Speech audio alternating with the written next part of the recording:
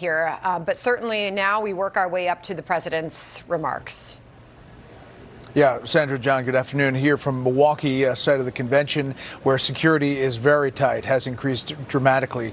I expect we're going to hear maybe a little bit more details from that briefing in the Situation Room that we saw the picture from. We have a lot of questions, as you all have been talking about how this happens with that shooter on the roof just 150 yards away from the former president at that rally with a clear shot. There are so many questions for the Secret Service and for the setup to all of that. In the meantime, you're probably going to hear from the president again for a call for no more violence, political violence in any way, shape, or form. You saw that from former President Trump's message, a very eloquently written letter from the former First Lady Melania Trump today. You had the campaign leaders of the Trump campaign, Susie Wiles and Chris LaCivita, putting out an internal memo saying they'll not tolerate any dangerous rhetoric on social media. And just in the past few minutes, we had the resolution to something that we were tracking. The January 6th committee chairman, Benny Thompson, Democrat from Mississippi, he had a field director who posted yesterday saying, "I don't condone violence, but please get you some shooting lessons so you don't miss next time." Just in the past few minutes, Thompson put out a statement, said, "I was made aware of a post made by a staff member. She is no longer in my employment." So I think there's a call for toning things down. We'll see how President Biden deals with this moment. But looking for answers is really what people are looking for here in Milwaukee. And I don't know how many posts I've seen, Brett, on social media that believe this whole thing was staged to give Donald Trump a photo op. I mean, that's just reprehensible to think that that had been the case, particularly when one person is dead and two others are fighting for their lives. You used to cover the White House. You've covered innumerable campaigns as our chief political anchor. To think that 400 feet away from where the president was speaking, there was a high ground line of sight availability for a shooter to take advantage of. I mean, that just strikes me as like unbelievable. How could that have been left open? John, you and I have been to so many presidential rallies, presidential events. It's inconceivable, really. And if you look at that aerial photo of the position of where that roof was, and not only that, but the interviews with these witnesses who were saying, we told the police, we hailed down the Secret Service, pointing to this guy who they saw crawling up on that roof with a shotgun or an AR-15 ahead of time. It is mind-boggling. So I think that there are real questions here. You heard Chairman Comer of the Oversight Committee already planning for a hearing as soon as Congress is back and calling the Secret Service Director, Cheadle, to answer, how this happens, what happens. But one thing is clear. I think that is a unifying message. The Democrats and Republicans are both asking those questions and really trying to get to the bottom of it. And the other thing is you will see much more security, not only here in Milwaukee, but I think for any presidential level event going forward in this campaign. Brett, we're just getting an update from the White House as we await the president's remarks that the president is rescheduling his planned trip to Austin, Texas. It was originally planned for tomorrow, July 15th, a Monday, but the president is rescheduling that. And it brings up a bigger point about how things change from here on out. I know that earlier Bill and Dana were noting some of the campaign changes that they were already seeing in the Milwaukee area, how the strategies might change, the rhetoric could easily change following what we are seeing on our screen. Brett, what indications are you getting of a changing of the course, particularly for the Biden campaign? Yeah, well, the Biden campaign has already announced that they're pulling down ads, negative ads, many of them, about the former president and threat to democracy. There are efforts here that were going to be like wrapped buses and signs that we're told are coming down on that framework. You heard the former Attorney General Bill Barr saying that is a problem, that the former president is not a threat to democracy, and those words are in his words, Barr's words, are spurring on some of this vitriol. On the other side, they're saying the former Trump supporters need to tone it down as well. I think there will be this call for dialing it back. And the question is, how does it directly affect this campaign? heading into this convention, you guys know the Trump campaign was characterizing it as strength versus weakness, and that's how they were going to kind of present this pitch to the American people. I think that that's still going to be obviously a theme, but if it takes the tone of the former First Lady Melania Trump and her letter, and then you add that image of the former president with his fist up in the moments after he's shot, it's just very powerful, and we'll see how it translates to independent voters in particular. Yeah, most importantly, they're worried about the families of the people that were killed and the ones that are in critical condition tonight. Yeah, when you're talking about the image of strength versus weakness, doing a fist pump surrounded by the Secret Service with blood all over your face and an American flag in the background certainly would seem to send a message of strength. I want to ask you about this idea of toning down the rhetoric and where the Biden campaign goes from here. Because the main points that the Biden campaign and Democrats have been fighting on is MAGA extremism, existential threat to democracy, the Heritage Foundation's Project 2025, which is not a product of the Trump campaign, is basically a blueprint for a 1,000-year Republican Reich. I mean, if he doesn't have those arguments to make, and he's got to take those out of his playbook, what's left? Yeah, and I think that there's a retooling here. I don't think it's going away. I think it's a pause, and I think that there will still be a big pitch by the time you get to Chicago. I also think that it's interesting in this moment of the campaign, you talk about changes. This event obviously takes off of the front page the concern about President Biden and whether his cognitive ability is going to get him to the nomination. Notice, those things go away. Does it change the dynamic inside the Democratic Party? Is he now okay? I don't know, but it has changed this moment in the campaign significantly. We are about to hear from the president. No sign of him yet. We were told 1:30 p.m. Eastern time, Brett. We don't even have a podium shot up out of the Roosevelt room. But nonetheless, we will hear from the president himself after the security briefing this morning. What do you anticipate as far as remarks from the president in this obvious, unprecedented moment, Brett? I think, again, a lot of tone down on the political violence message that you heard him yesterday in brief remarks. He'll probably reflect on the call that he had with former President Trump, and the White House put out just a short little note about that, saying it was cordial and short, and they expressed concerns for the former president and his family. I do think that he'll probably have to have some details about his briefings with the Attorney General, with the head of Secret Service, and you saw that picture of the Situation Room, that briefing. The Pennsylvania Governor Shapiro was very eloquent today on the site there, and there you see the Situation Room shot, about what they know so far and talking about the victims of this shooting. What happens from what he's learned, the president's learned inside this Situation Room, if there's some element that they could share, that's probably something we'll hear in these remarks. All right, Brett, hopefully moments away, though, again, as Sandra was pointing out, we don't even have a picture from the Roosevelt Room yet, but we'll be standing by for it. Brett, thank you. Brett, thank you. You bet. All right, for congressional reaction to the assassination attempt against former President Donald Trump, we are now joined by Republican Congressman from Tennessee, Tim Burchett. Thank you very much, sir, for joining us. Just give us your thoughts as we do await the president's remarks.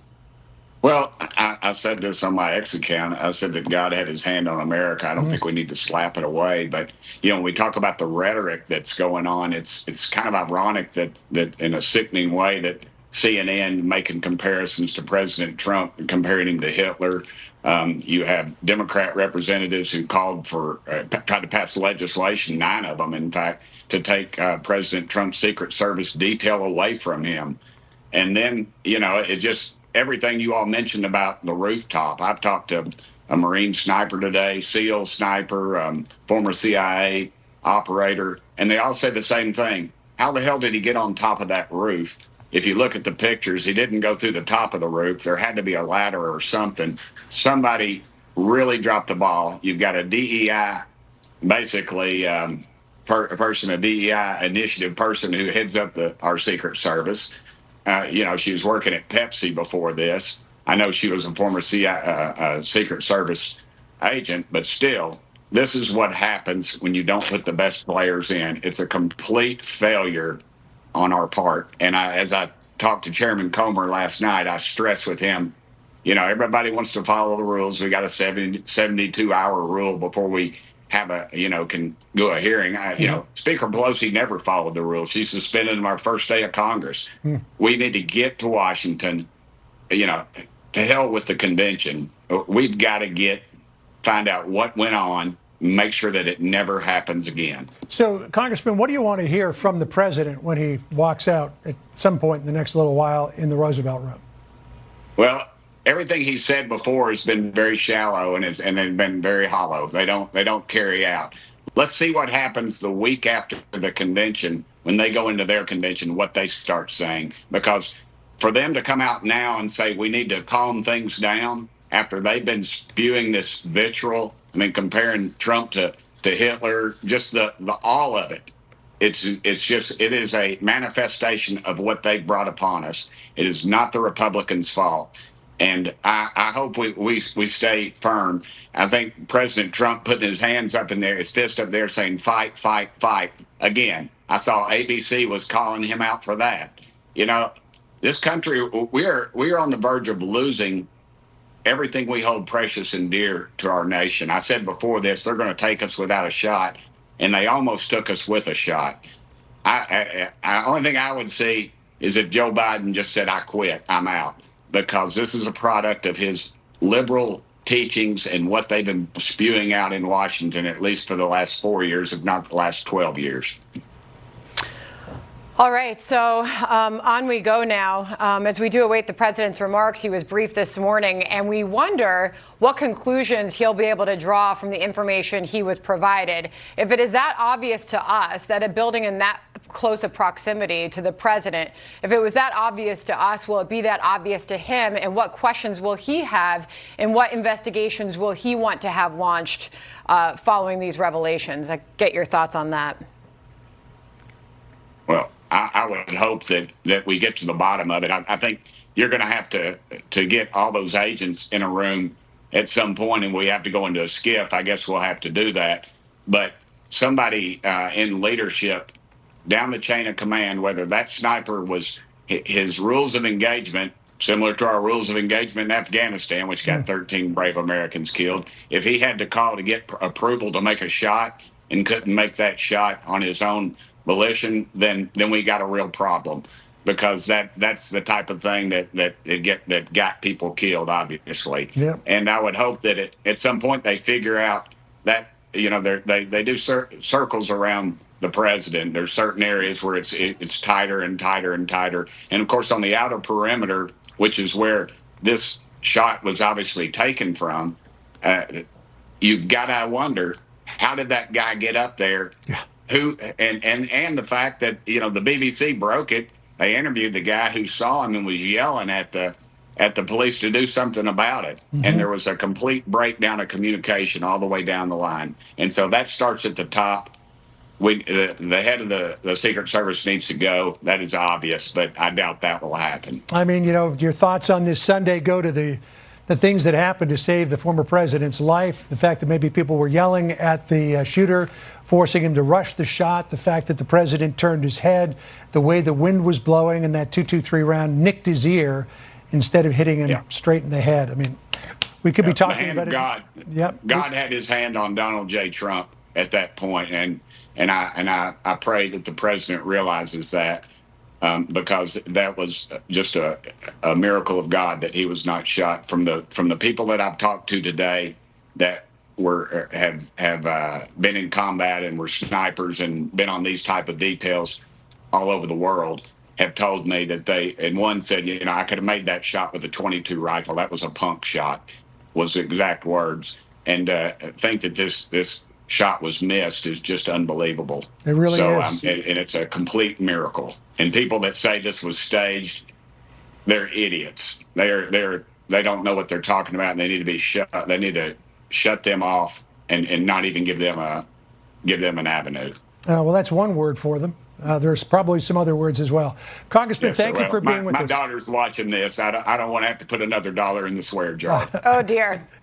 Yeah, we would have to put many dollars in the FCC swear jar if you did that. Yes, sir. So thank you for refraining. Appreciate it. Yes, sir. Okay, so coming up, John, we are awaiting the president's remarks, and a new invitation has been offered to a key person to attend and speak at the RNC. We'll have that news after the break. Welcome to Stormy Heights, where the windows are always Pella. Pella's fiberglass is the strongest material for windows and patio doors. The fiberglass frame is even scratch and dent resistant. Pella Windows, tested for extremes, designed for your home. Always dry scoop before you run. Listen to me. The hot dog diet got me shredded. It's time we listen to science. One A Day is formulated with key nutrients to support whole body health. One A Day, science that matters. What do you do when your tire goes flat and there's no air anywhere to fix that? You reach for Bullseye Pro, the smarter, faster, hands-free way to fill it up with air. Bullseye Pro is equipped with a rechargeable lithium-ion power plant. So fast, so strong, and so convenient. It's like putting the power of an air compressor in the palm of your hand. Look, you can inflate all 4 tires of your car on a single charge, or inflate a bag full of soccer balls at practice. Bullseye Pro is so advanced.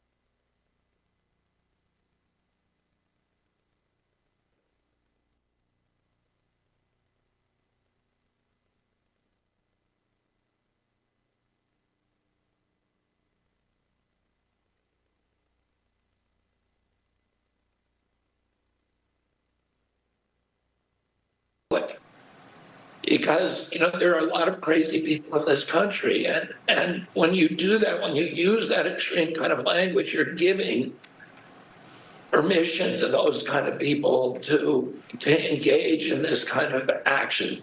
So that would be my message to people. I have a question for you, though.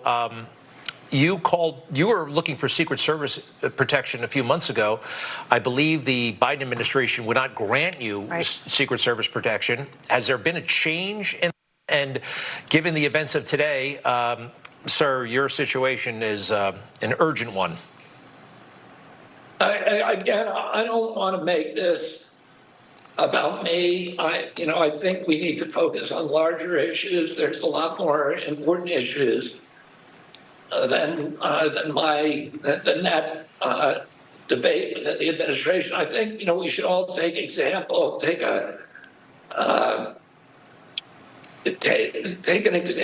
of how the Secret Service behaved here. We all saw them, the men and women who ran toward the bullet fire, who circled the president, who put their own lives at risk, who were willing to take a bullet, not just for the president of the United States, the former president, but also for our constitutional system of government, for our Constitution, and for our country.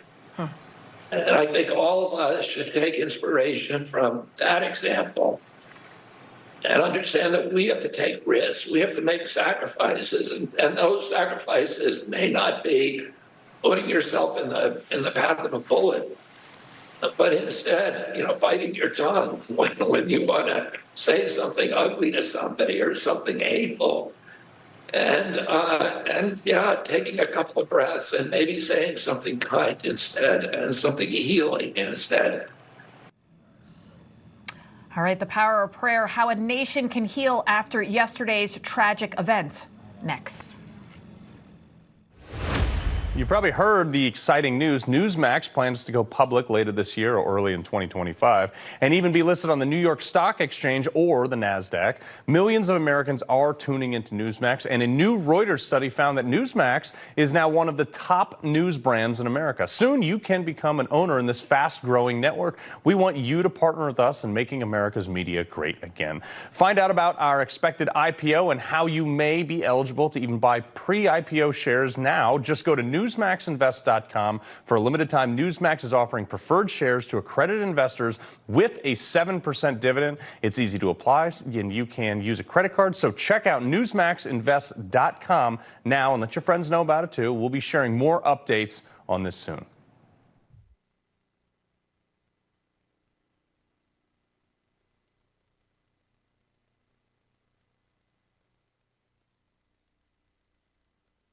At the RNC. Everything is going ahead as planned, and given what happened yesterday, this might be one for the history books, guys. We'll send it back to you. It is a remarkable development, Bill. So confirming Nikki Haley Tuesday speaking at the RNC convention. Bill, thanks for the update. Appreciate you joining us. All right. John? Thanks. That would seem to rule out the possibility of her being the running mate because the running mate speaks on Wednesday. Though things could always change. Speaker Mike Johnson says the House will conduct a full investigation into what led to the Trump rally shooting, adding that the director of the Secret Service will be called to testify. Fox News senior congressional correspondent Chad Pergram is live on Capitol Hill with more. And what happened yesterday, Chad, is certainly leaving a lot of questions unanswered. John, you're going to have 3 House committees investigating this: the Oversight Committee, the Intelligence Committee, and the Homeland Security Committee. And that's to say nothing of inquiries in the Senate. It was a failure. There will absolutely have to be congressional oversight hearings. I mean, I think first you let the investigation proceed, conclude, and then the Department of Justice, Secret Service, FBI need to be completely transparent. I mean, completely transparent. They haven't been so in the past, so that we can take a look at that. Lawmakers are mystified that the alleged gunman got so close. House Homeland Security Committee Chairman Mark Green is talking to Homeland Security Secretary Alejandro Mayorkas today. There could be 2 big House hearings as early as July 22nd. I think it's fair to say that there was a lapse in the planning for the security at this event that allowed a shooter to get within 125 or 150 yards from the dais. There should be an investigation of that. I suspect the Secret Service will welcome and cooperate with that as well. House Oversight Committee Chairman James Comer wants a briefing by the Secret Service by Tuesday, and Comer will summon Secret Service Director Kimberly Cheadle to the Hill a week from Monday. Comer characterized that as an emergency hearing. Lawmakers are upset. How could this happen? How could somebody get within 130 yards of the president with a rifle? His Secret Service team around him, his personal team, are the great Americans who are very brave. Now, House members and their aides are also worried about their own safety. The Capitol Police are conducting a security briefing for House offices right now. John? Still a lot to investigate in all of this. Chad Pergam for us on Capitol Hill. Chad, thank you. Sandra? Thank you.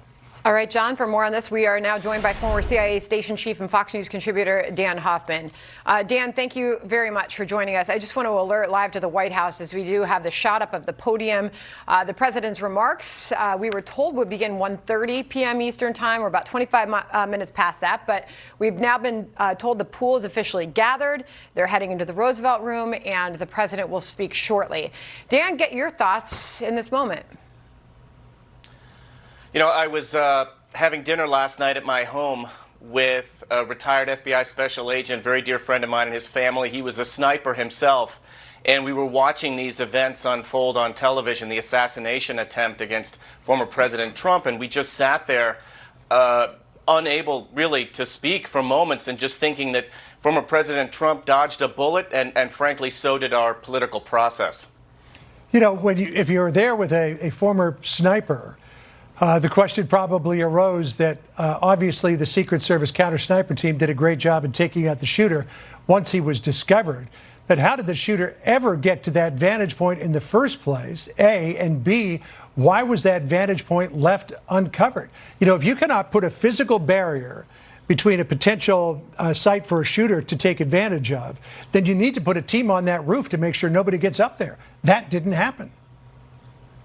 Yeah, we were relying, if you watch the video, you can see the trees kind of waving a little bit in the breeze. So there was a bit of a breeze there, so you've got to deal with wind. That and the fact, as you pointed out, John, that President Trump moved his face at the last moment. That's what saved his life. So we had to rely on that, not dealing with the security that we should have. We should have had that building covered. We should have had our own people, state or federal law enforcement in that building working with Secret Service. I'm sure that there will be, obviously we'll have some hearings and we'll learn where things went wrong. This was a massive tactical failure on our part. And you wonder how many other times this has happened in the past where we just didn't pay a price for it. But we're still in incident response now. There's so much we don't know about how this attack was planned. We know the shooter conducted reconnaissance as a shooter would before the attack took place. And we need to know more about the explosives in his car as well. Yeah. And which we're learning more about by the minute. Dan, you have to wonder, too, about the counter sniper's vantage point. I mean, for him to even know that he can hit a target, he has to know the distance, right? So if he even remotely saw that building, he knows the distance of that building. I mean, you think about who knew what and who noticed what. And I mean, he would have been in communication with somebody if that building were indeed covered. He had to know it wasn't, but it was in range. I mean, there are huge questions as we await more information and wait the president's remarks after meeting with the security officials this morning. Yeah, I can tell you I've been involved in a lot of official visits, and the goal is to control the perimeter way, way out so that we don't run into these kinds of threats to the principal. And how this happened, it's clear, crystal clear to all of us watching that there were grave mistakes made, and thank God that we didn't pay, that the former president didn't pay the ultimate price for that. But there will be, for sure, a lot of questions asked, and we'll see what the answers are. You know, when you take a look at an overhead, and we need to get one of those made of the area, there's a water tower there, there's several roofs and several buildings. The Secret Service counter-sniper team seemed to be oriented toward that area. They didn't pick up the guy crawling up the roof, but people on the ground noticed him, and they were calling out to police. And when you see the video of the counter-sniper team after the first shots ring out, you see the one sniper's head come up, and I'm sure it went right back down, and that's when he took the kill shot. But they were looking in that area and didn't see anything. I don't know why they didn't have enough people out there to ensure that the entire area was under control. I think at the heart of it, just in the most basic assessment that we can do right now, there just weren't enough state and local law enforcement out there coordinating with Secret Service to ensure that we controlled the space. And from 130 yards away, we should have been controlling out 500 yards, 1,000 yards away to ensure that the former president was safe, and they just failed to do that. You got to think, just like the current president, the former president's going to want the same type of briefing from these security officials as time goes on to learn what exactly happened and why this got this close. Dan, always good to have you on the program. Thank you very much. All right. Thank you, Dan. You know, and that's an interesting argument to consider. This happened to Donald Trump, but it could also potentially happen to Joe Biden. He's going to be out there doing campaign events between now and November as well. And if the area is not covered so that you take away line of sight vantage points for potential shooters, then both candidates are at risk. Yeah, absolutely. You got to think that they are doing everything to up the security as we head into the RNC this week. Hey, John, great to be with you for these breaking news 2 hours. We're going to have more special coverage and a special edition of America Reports this afternoon, 4 to 6 p.m. Eastern time. We'll be back live as the news breaks. Thanks so much for joining us. And we got the president coming up as well. That's all for us for this hour. I'm John Roberts. And I'm Sandra Smith. Thanks for watching. The Story's live next with Martha McCallum.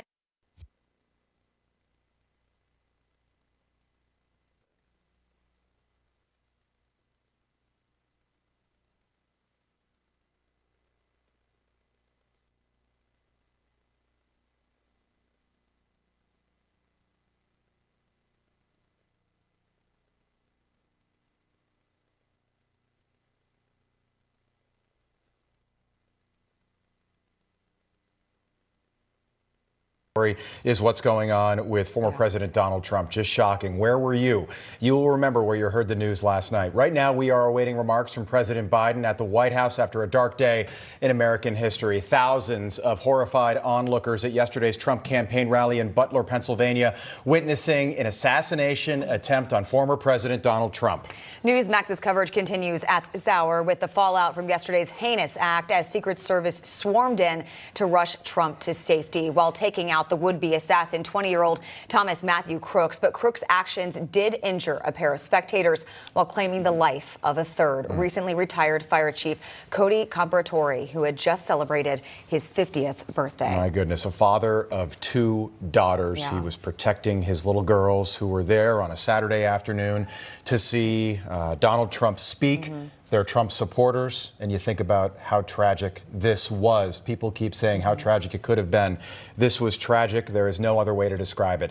According to law enforcement, Crooks managed to fire off between 5 and 7 shots at the former president, one which grazed Donald Trump in the ear before Crooks was killed by Secret Service snipers. He was approximately 130 yards away from the rally stage atop a roof of a manufacturing plant when he fired off the potentially fatal bullets. Yeah, political titans from both sides of the aisle condemning yesterday's actions as we examine the repercussions from yesterday's events and assess what lies ahead as the Republican National Convention kicks off tomorrow in Milwaukee.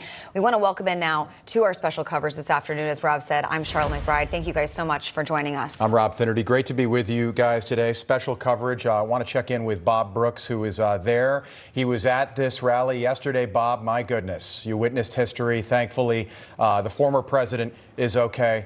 Good to see you, Bob. Take us through it. Yeah, Rob, Charla, I was there. We've all seen the videos play over and over again. It was like a big blur. It happened so quick. But after that first shot that was fired, you know, we heard 2, we heard 3. And then it dawned on us. We were under attack to some degree, and there was an attempted assassination on former President Trump, our 45th president of the United States. Thank God. He is going to be okay. That bullet just grazing his ear. It's unbelievable. But our condolences to the man who lost his life protecting his family. Our prayers with him, with his family, and to everyone who had to witness the horrific events of yesterday. Where I'm at right now, though, I'm down in Bethel Park. close by the house of the shooter, this 20-year-old, this Crooks guy who was killed on site on top of that building, trying to get a sense of the community and what it's like here. Look, I grew up about 50 minutes south of here. That's why I was at the rally yesterday, talking to my fellow Western PA people about the issues at hand before it all turned into a complete catastrophe. Off to my right, though, I want to show you, there's a young man right down the street with a sign, a MAGA written on one side, Trump will win on the other. I can tell both of you, as cars are going by, they're honking the horns. People are shouting out the window, you can't hit Trump. You can't take him out. Never surrender, things like that. They're fired up here. As I would imagine, they're fired up all over the place here. And then, Kirk, bring the camera over this way. I want to show everyone. This is what it looks like trying to get down to the shooter's house. There's police blocking all access to it right now. The roads are closed. Again, it's reported, though, that there was a bomb, explosives in his car up at the rally, bomb-making materials in his house. So that's how real this was. That's how close to home this has hit everyone here in Bethel Park. Again, it's a suburb of Pittsburgh. Hardworking people, salt-of-the-earth people. Can't believe it happened here. I have someone who's from the area. She grew up here. I want to introduce her right now here. Tell us your name again. Hi, my name is Carrie Perrell. Carrie, you came up, you said, you guys looking for an interview. I think you want to get some things off your chest about the fact the shooter is from right down the street. You grew up here. You're from here. Right. It's hard to believe. I'm a graduate of Bethel Park. I'm in contact with a lot of people from Bethel Park. My family lived just down the road here for 40 years. I was shocked to hear that this was in our neighborhood. I love Trump, obviously. I feel for the family, the gentleman that was killed. What a horrible thing for he and his family. I just donated. I saw that President Trump has authorized a GoFundMe for victims, and then there was also a fund for the family. I think people can look for that. I'm sincerely grateful that he's doing well and recovering. And we had a short but good conversation. Jill and I are keeping him and his family in our prayers. We also extend our deepest condolences to the family of the victim who was killed. He was a father. He was protecting his family from the bullets that were being fired. And he lost his life. God love him. We're also praying for the full recovery of those who were injured. And we're grateful to the Secret Service agents and other law enforcement agencies and individuals who risked their lives literally for our nation. As I said last night, there is no place in America for this kind of violence, or any violence for that matter. An assassination attempt is contrary to everything we stand for as a nation, everything. It's not who we are as a nation. It's not America. And we cannot allow this to happen. Unity is the most elusive goal of all, but nothing is important than that right now, unity. We'll debate and we'll disagree. That's not going to change. But we're going to not lose sight, in fact, who we are as Americans. Look, Vice President Harris and I were just briefed in the Situation Room by my Homeland Security team, including the Director of the FBI, the Secretary of Homeland Security, the Attorney General, the Director of the Secret Service, my Homeland Security Advisor, the National Security Advisor, and we're going to continue to be briefed. The FBI is leading this investigation, which is still in its early stages. We don't yet have any information about the motive of the shooter. We know who he is. I urge everyone, please, don't make assumptions about his motives or his affiliations. Let the FBI do their job and their partner agencies do their job. I'm instructed that this investigation be thorough and swift, and the investigators will have every resource they need to get this done. Look, as this investigation continues, here's what we're going to do. First, Mr. Trump, as a former president and nominee of the Republican Party, already receives a heightened level of security. And I've been consistent in my direction to the Secret Service to provide him with every resource, capability, and protective measure necessary to ensure his continued safety. Second, I've directed the head of the Secret Service to review all security measures for the Republican National Convention, which is scheduled to start tomorrow. And third, I've directed an independent review of the national security at yesterday's rally to assess exactly what happened. And we'll share the results of that independent review with the American people as well. And finally, I'll be speaking more about this tonight at greater length from the Oval Office. We must unite as one nation. We must unite as one nation to demonstrate who we are. And so may God bless you all, and may God protect our troops. Thank you very much. Mr. President, when you spoke to President Trump yesterday, what did you... Sir. Mr. President, Mr. President, shifting our campaign strategy, Mr. President? Mr. President, do you regret... As well. And finally, I'll be speaking more about this tonight at greater length from the Oval Office. We must unite as one nation. We must unite as one nation to demonstrate who we are.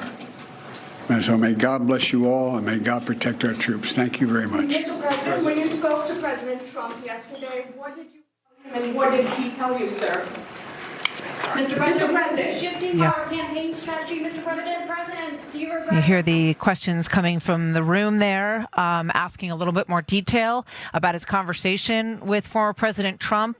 But you saw the president walk out of the room as he continued to... Sorry, we've got some background noise here at the Milwaukee venue. But let me bring in Jeff Mason and talk a little bit about what we just heard. Jeff, I think that the top line here is that this was just part A.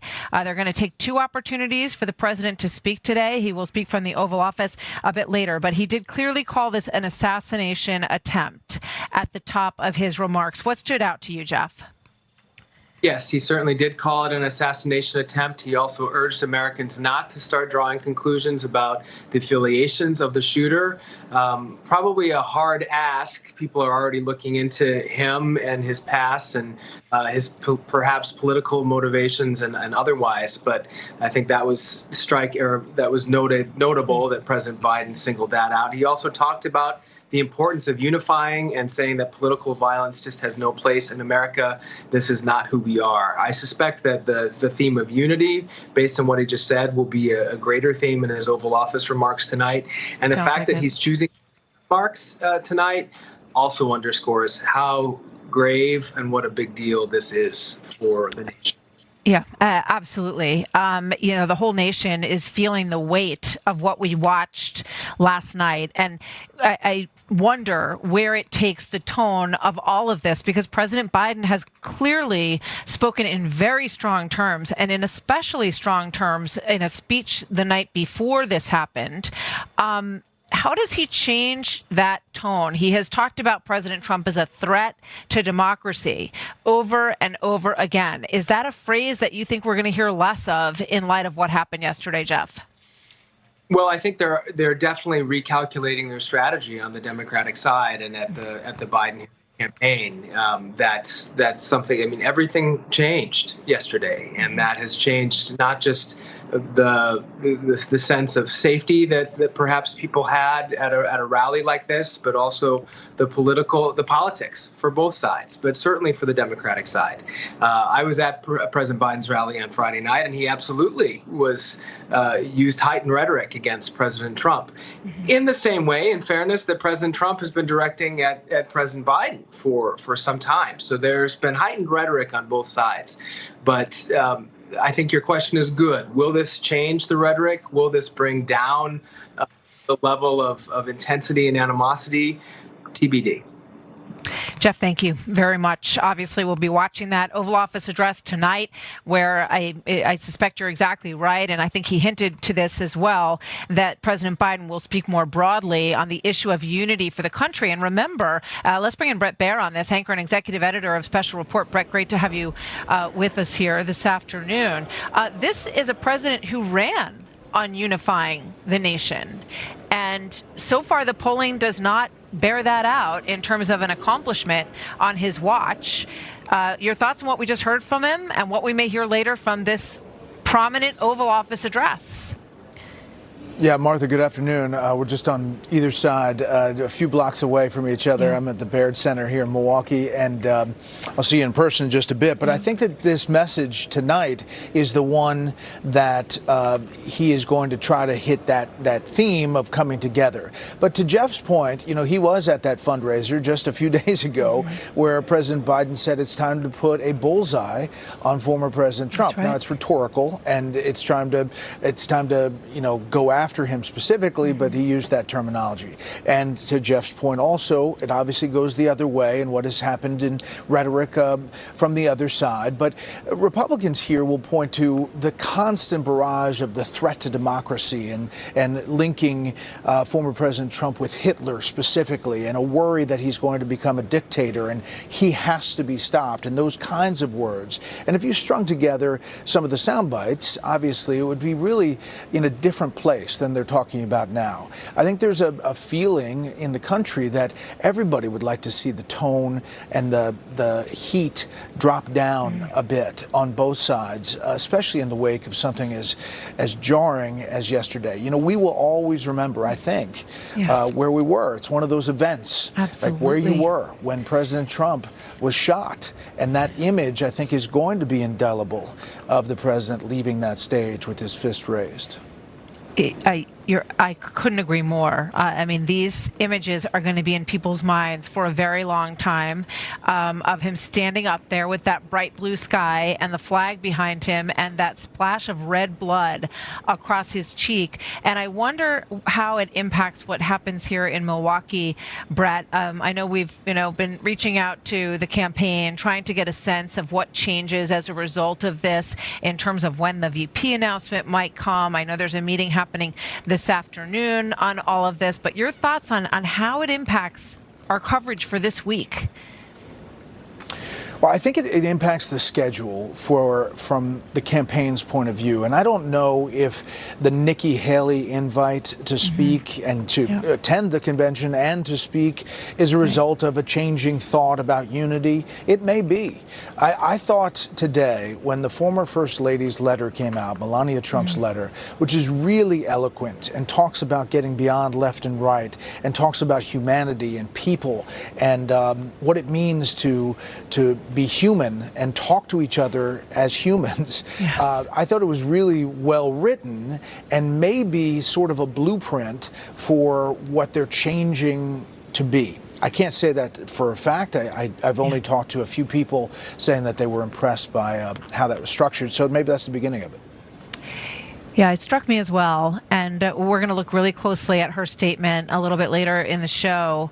It was very eloquent, and it will be one marker in the tone as we head into this week for sure. Brett, thank you so much. Great to see you, and we'll see you over here later. Absolutely. Brett Baer.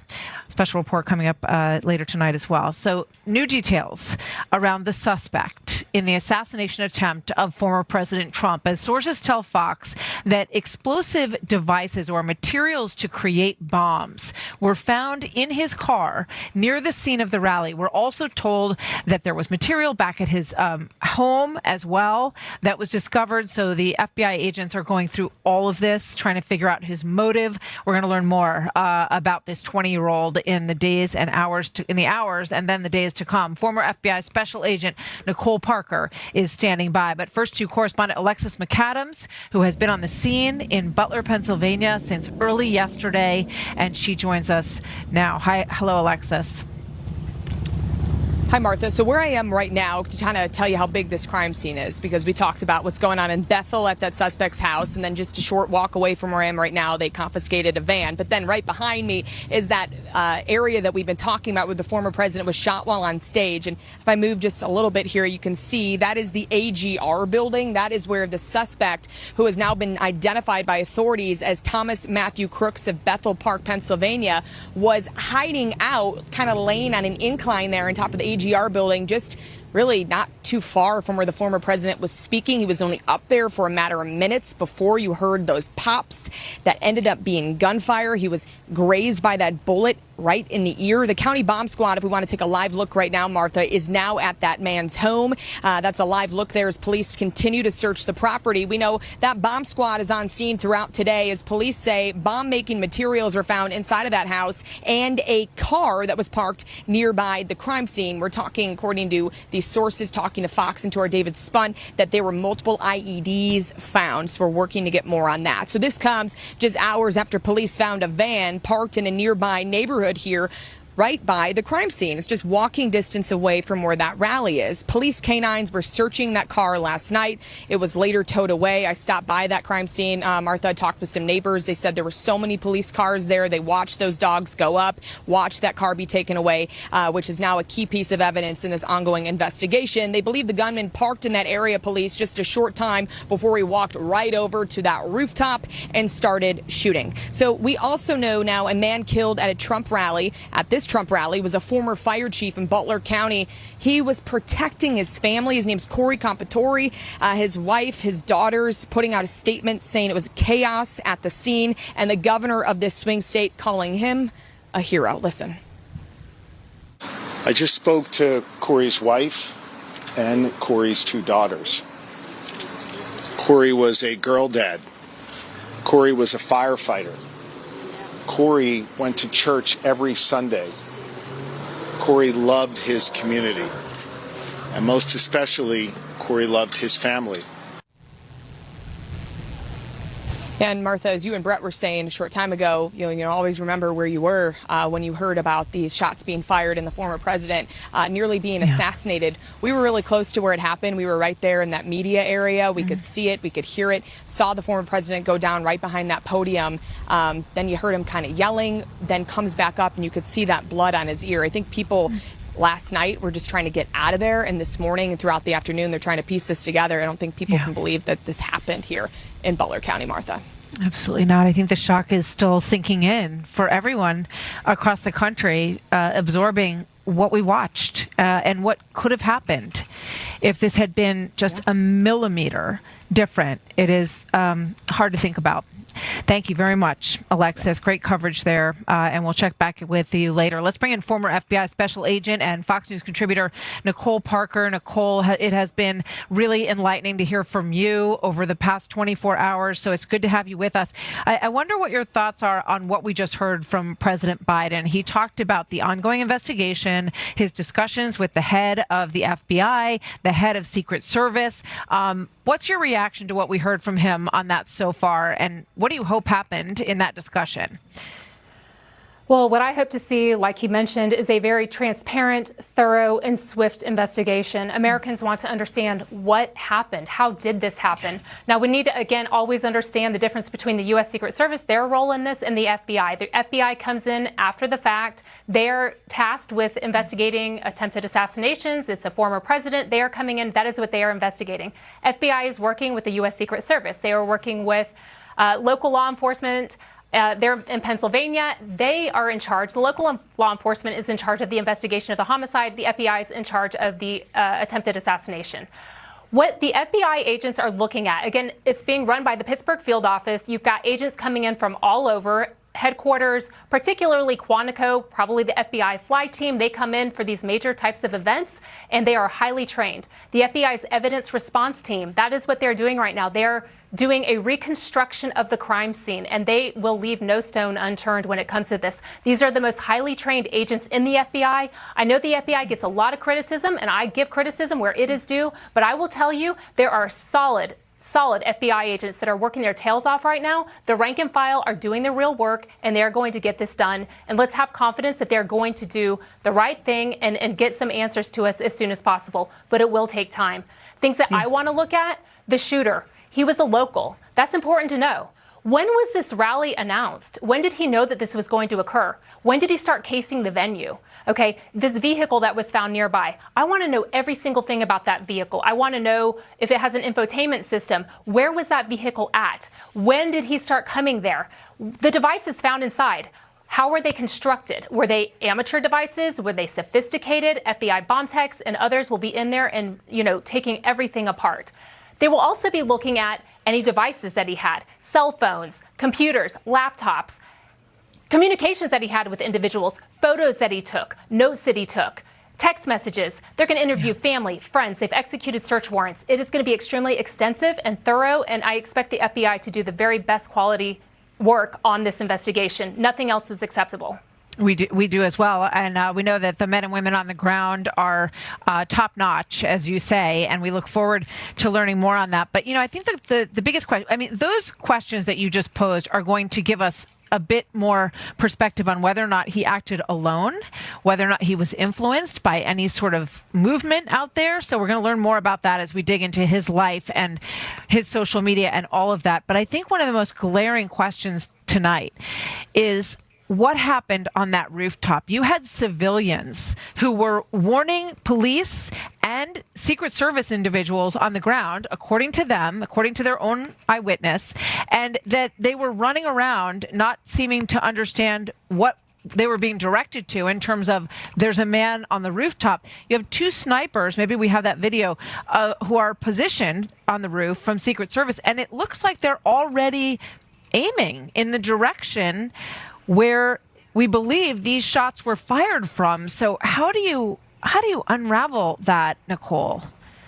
You know, Martha, that's a really great question. That's what we're all asking. And that's when I expect the Secret Service director to come out when this investigation is completed. And I'm glad that they're being called out. A full investigation needs to be done.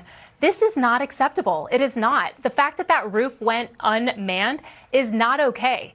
I get it. They do site surveys, 7 to 10 days in advance. The U.S. Secret Service goes in. They do a site assessment about 12 hours before. They go in and do a sweep. But the fact that there was this rooftop that was completely unattended within 130 yards of where President Trump would be standing, and then people were trying to warn them and say, hey, there's someone with a gun.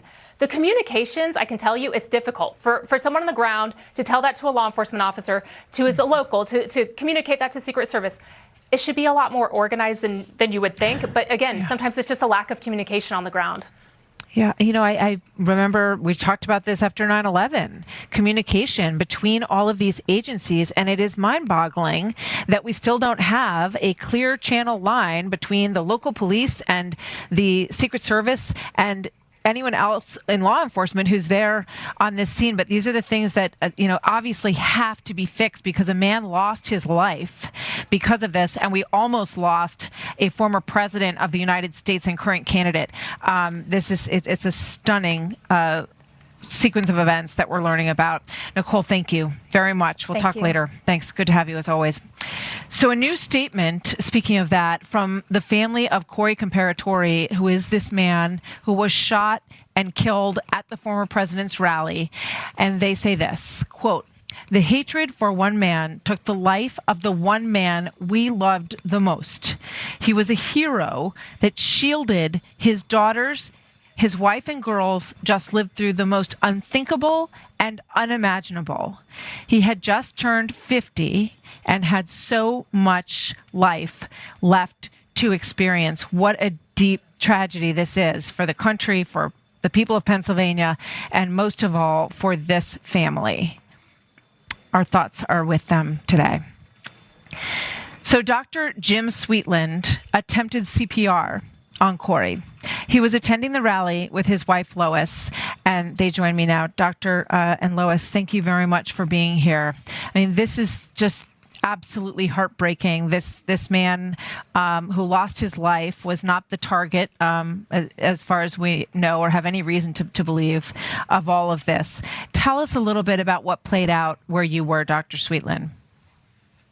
The two of us went to the rally with another couple, and where I was sitting was up in the bleachers.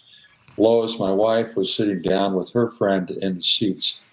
And we were waiting, and actually about an hour before Trump came out, my wife telephoned me and said, "There's a lady down in the stands underneath you that needs your help. I'm an emergency department physician."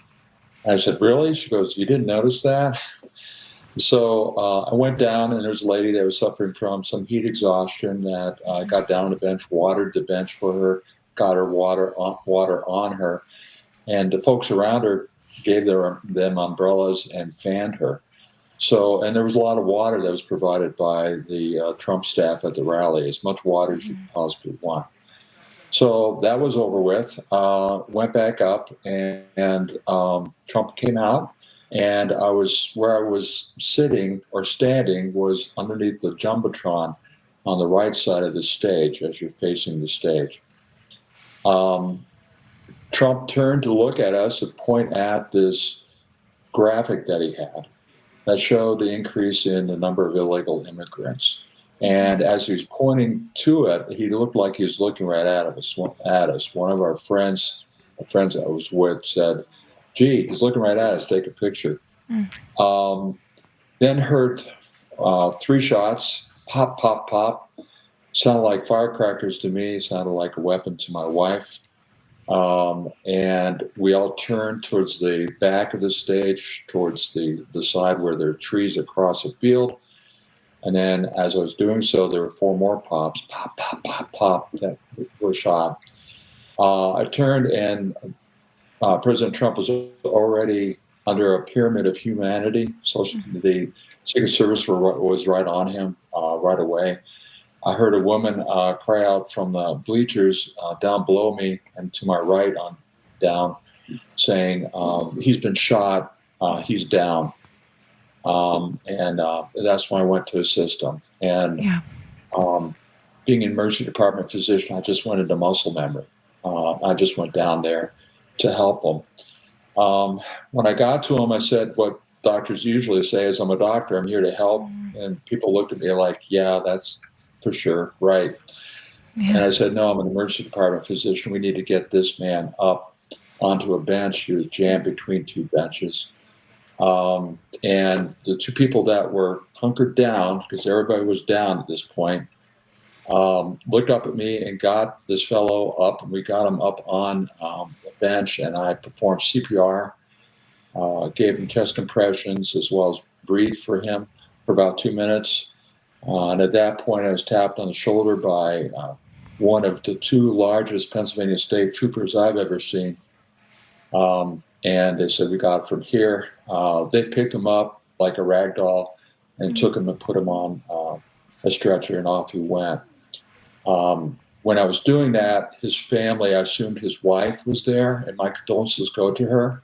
Yes. And a daughter was there, and the look on their faces, I wish I could take back that day for them, that they still have their father. And certainly he was rushed off in a very fast manner and got the best treatment he could, I believe. But still, he had a bullet wound to his head. There's lots of blood on the bleachers, as well as some brain matter. It was quite a scene, and my prayers and thoughts go with him.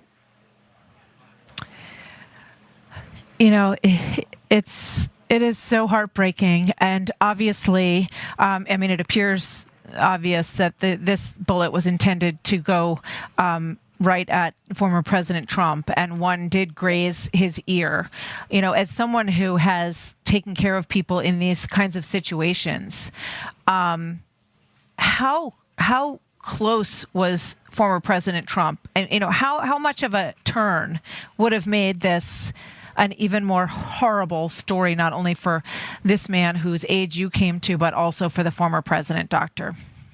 Half an inch. The bullet entered above his right ear, the victim, Corey. No, she's talking about President Trump. Oh, but a half an inch had he turned or not turned at that time to look back, I believe he would have been shot in the head, similar to the way Corey was injured. Yeah. Were you aware, and Lois, maybe you want to answer this, when I look at the video, which we've all done many times and we will do many, many more times, the people on the upper left side, as you're looking at it on the video, immediately turn and look across. Were you aware of where the shooting was coming from? Did you have a sense of where it was coming from? Absolutely. Actually, in my prior life, I've been widowed twice. So I understand what this wife and 2 daughters will never have their father to walk them down the aisle like mine didn't. But I hunted, and I knew it was a long gun of some sort, and I knew exactly where the bullets or the shots came from because I could hear it. And everybody, we all turned around to the point where there were women down us. We were screaming, "Let's go get him." I mean, we wanted to get this guy and kill him. I mean, it was just, it's not funny, but that was our reaction. Everybody was so upset. One girl in front of me she just lost control. She just sobbed and sobbed. She was so traumatized. It was so sore. I felt so bad for her. Yeah. But yeah, we knew exactly where it came from, and it came from where the description of the building was. And quite Doctor, honestly, yeah, go ahead. Go ahead. Well, I just want to ask about former President Trump's reaction, Doctor. You know, wanting to stand up, and you know, what do you think is happening in someone when they have been grazed by a bullet at that point, and the reaction that you saw? No doubt, there's a lot of adrenaline that is racing through your body at that point. When at the scene, I was attending to the fallen firemen, and when I turned, President Trump was already ushered off the stage. First thing I asked when I turned around, I believe the officer was, "Is Trump okay?" And he said, "Well, there's blood on his cheek." I said, "Was he able to walk off the stage?" And he was. So I was reassured that he was able to ambulate this on his own. But when you have adrenaline like that, that's a tough son of a gun. To stand up and go fight it says a lot about fortitude of this guy. And the crowd went crazy. They were cheering at that moment. I didn't know what it was. My back was to them. I was attending to the firemen, and the crowd went nuts. And it was like, we are here for you, and you definitely are here for us. Thank you for being such a good warrior for us. It's an incredible reaction. You know, you would expect everyone to just start running away, and it's not what happened. People stood up and also pumped their fists and stood their ground. I thought it was remarkable to watch. And, you know, there's just some small grace in the fact that you were able to attend to this fireman and in his final moments. And we wish so much that his situation had turned out very, very differently. Grateful for you, Doctor and Lois. Thank you so much for being here. And our hearts go out to Corey Comparatori, who just celebrated his 50th birthday, and as his family said, should have had many more years ahead if it weren't for this senseless loss of his life. Doctor and Lois, thank you very much for joining me today. Thank you. Our thoughts and prayers are with Corey and his family. Absolutely. The whole nation feels the same way. So our breaking coverage continues right after this. Stay with us.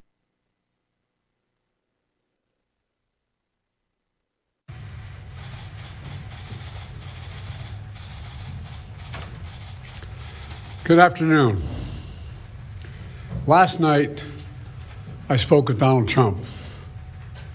I'm sincerely grateful that he's doing well and recovering, and we had a short but good conversation. Jill and I are keeping him and his family in our prayers. We also extend our deepest condolences to the family of the victim who was killed. He was a father. He was protecting his family from the bullets that were being fired. And he lost his life. God love him. We're also praying for the full recovery of those who were injured. And we're grateful to the Secret Service agents and other law enforcement agencies and individuals who risked their lives literally for our nation. As I said last night, there is no place in America for this kind of violence, or any violence for that matter. An assassination attempt is contrary to everything we stand for as a nation, everything. It's not who we are as a nation. It's not America. And we cannot allow this to happen. Unity is the most elusive goal of all, but nothing is important than that right now, unity. We'll debate and we'll disagree. That's not going to change, but we're going to not lose sight, in fact, who we are as Americans. Look, Vice President Harris and I were just briefed in the Situation Room by my Homeland Security team, including the Director of the FBI, the Secretary of Homeland Security, the Attorney General, the Director of the Secret Service, my Homeland Security Advisor, the National Security Advisor, and we're going to continue to be briefed. The FBI is leading this investigation, which is still in its early stages. We don't yet have any information about the motive of the shooter. We know who he is. I urge everyone, please, don't make assumptions about his motives or his affiliations. Let the FBI do their job and their partner agencies do their job. I'm instructed that this investigation be thorough and swift, and the investigators will have every resource they need to get this done. Look, as this investigation continues, here's what we're going to do. First, Mr. Trump, as a former president and nominee of the Republican Party, already receives a heightened level of security. And I've been consistent in my direction to the Secret Service to provide him with every resource, capability, and protective measure necessary to ensure his continued safety. Second, I've directed the head of the Secret Service to review all security measures for the Republican National Convention, which is scheduled to start tomorrow.